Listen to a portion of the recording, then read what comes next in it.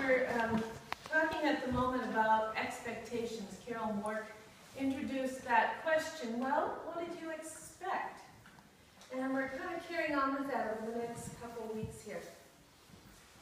We talked about the fact that the women go to the tomb expecting to find a body, but instead they meet resurrection life. Jacob expected a night's sleep in the desert and instead met God face to face. The disciples expected to send people away to get food, and instead they find themselves with a whole bunch of leftovers. Joseph's brothers expected to get rid of a spoiled brat, and instead they got deliverance and the salvation of God's people. Well, what did you expect? And we've seen how often God gives so much more than we could have imagined. We've seen how crucial showing up is, stepping out, putting the ad in the paper, holding out the loaves and fishes to the Savior. So God takes us deeper and further than our expectations. And we end up finding things to be more challenging and rewarding than we expected. But I think one of the biggest challenges to any person, to any church, is to hold on to what's good, but to be willing to keep moving and changing, expanding the vision. To keep balancing the life of those within the walls with the life of those outside. And in a way, that's not a new message when you think about it.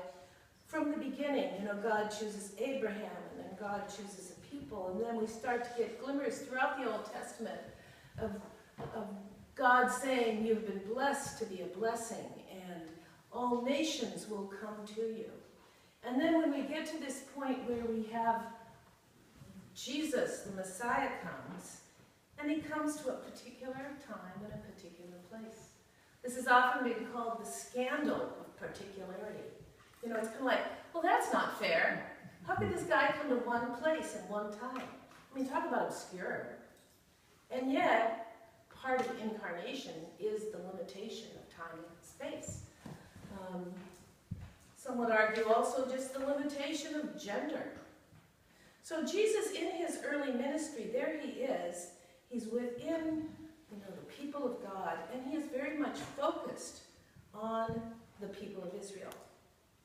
And in our gospel for today, we begin to see this enormous shift, don't we? So it's that question, how do we hold the original vision and yet at the same time allow it to grow? So Jesus has his argument with the Pharisees.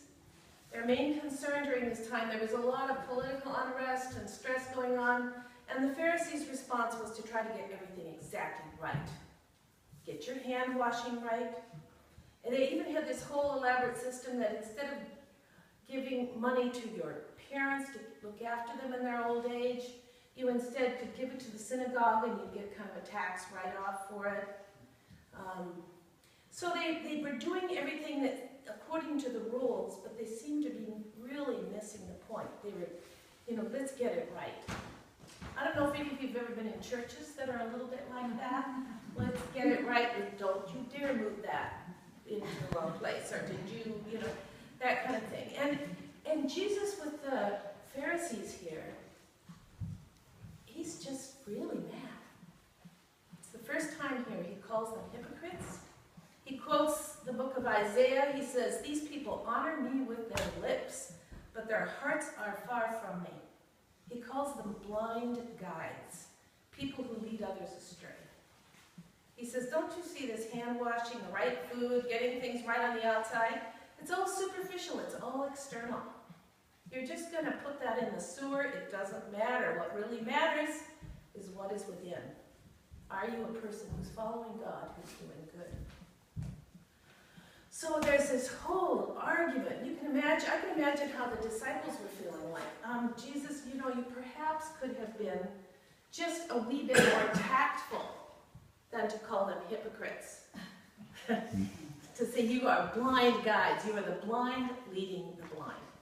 So they're probably feeling kind of worried that Jesus is getting on the wrong side of the religious authorities, and they head out and hit the road. And Jesus probably was thinking about this encounter too. Imagine him walking along, thinking about the Pharisees, thinking about the fact that here are the religious leaders of the people that he has come to, and all they're doing is discussing hand washing. He must have been thinking, what is the matter with these people? And they go walking along in Tyre and Sidon, out of Jewish territory, and this Canaanite woman comes after them. And you know, from a male Jewish perspective at the time, the proper response to that Canaanite woman would be to spit on the ground to show how completely revolting she was to you. She was outside the people of faith. She was female. I mean, honestly, she was kind of considered to be filth. There was a saying at the time that any Canaanite woman, it was as if from a cleanness perspective, which you know is a big thing in the Old Testament and that Jewish faith, it was as if she was permanently menstruating. So it was like this real icky factor with this woman. And she comes out and she starts yelling. She must have heard that the Messiah was coming through, and she had this daughter who was sick. You know, we don't know what this was, but something that the local healers couldn't do anything about. She's yelling. Think of that woman. Imagine how desperate she felt. She was shouting, "Have mercy on me, Lord, Son of David, my daughter is tormented by a demon." She seems to have been yelling this for some time.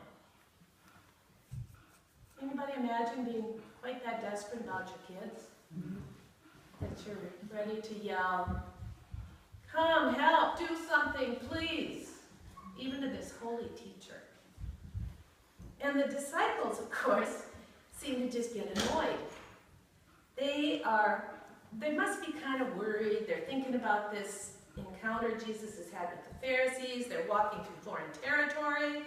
And now this pathetic, unclean woman is driving them nutty. She wouldn't leave them alone. And Jesus, the woman shouts, "Have mercy on me, Lord, Son of David, my daughter is tormented by a demon." And we're told he did not answer her at all.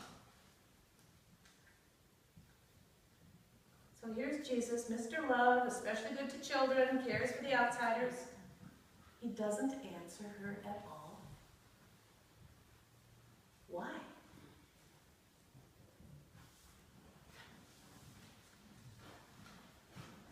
Why doesn't he answer her? It just doesn't seem quite right, does it?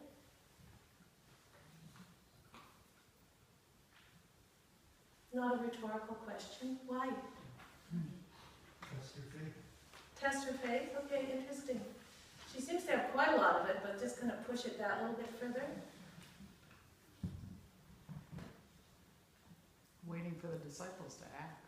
Maybe waiting for the disciples to kind of turn back and say, oh, maybe we should do something, instead of just saying, this woman is annoying the heck out of us, would you shut her up? That isn't the only instance where he doesn't answer, so I'm curious. There's several other. Yeah, and you know, not answering does give people an opportunity to think about it, to engage with it. Well, just, yeah, the disciples, you know, you said testing faith, testing kind of maybe seeing what they would do. And then after he sees what they would do, then go on. Could it be he wanted the surprise of the act, the end act? Interesting, yeah, because he's kind of waiting, making this moment to sort of build up. Lisa, did you have Yeah, something? just it's a teachable moment. He's the absolute epitome of a teacher. He puts that question out and in silence.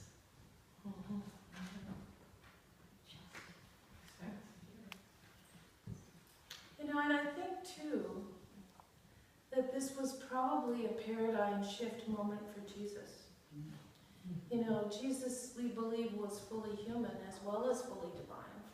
And my guess is that here he was thinking about these Pharisees who had been so obtuse, so hard-headed, and here is just absolutely the opposite of that, this woman who is supposed to be as far away from God as possible, who is kneeling before him saying, please, Lord. And that's pretty amazing, isn't it? So I think that probably in Jesus at that moment, he was moving from thinking, this is simply for the Jews, to thinking, this may be bigger than I thought, than any of us thought. This may go out to the world. And I love the fact that Jesus was willing to learn, to shift because of this person. Isn't that amazing? I mean, she is really kind of the despicable one from a societal perspective. And yet I believe he allows her to help him make this big shift, which will foreshadow the whole church's move outside of Judaism.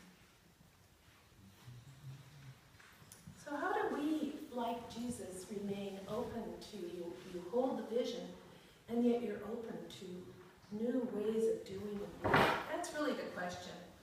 As individuals, as a faith community, how do we hold that openness and be able, willing to move outside of it? I love the fact that this passage at the end, Jesus says, I mean, is this passage perfect for the number of dogs that are in church this morning? He says there, it's not, and it's as if he's working through it. It's not fair to take the children's food and throw it to the dogs. And she says, yes, Lord, but even the dogs eat the crumbs that fall from their master's table. And he says, woman, great is your faith. Let it be done for you as you wish. And her daughter was healed instantly. Great is your faith, but maybe great is your desperation. Great is your love. Great is your willingness to come and shout and be heard. That's what God is calling us to.